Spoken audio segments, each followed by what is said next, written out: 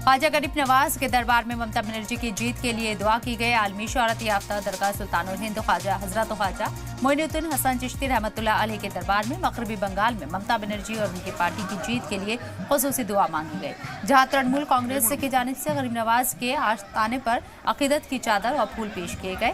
दरबार में ये चादर पेश करने मगरबी बंगाल से शेख नूर जमाल, अमित ब्रेन भट्टाचार्य, राम किशन कुंडू अजमेर पहुंचे थे, जहां बंगाल इलेक्शन में ममता बनर्जी और तृणमूल कांग्रेस की जीत की दुआ मांगी गई। चादरपोशी करने वाले डेलीगेशन को दरबार की तरफ से दस्तारबंदी की गई और तबर्रुक पेश किए गए। तो बंगाल का आदमी, बंगाल का जनगण उस जानता है जी, ये लोग झूठ मूठ बोलता है। उस 14 साल में बोला मोदी जी 15 लाख रुपया हर अकाउंट में जाएगा, तो एक पैसा भी नहीं गया।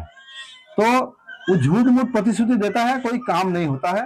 लेकिन दीदी जो प्रतिश्रुति देता है वो काम सही तरह करता है। इसीलिए बंगाल का आदमी दीदी को चाहता है। इस बार भी दीदी को भारी वोटों से जिता के विजय हासिल करेगा बंगाल का आदमी।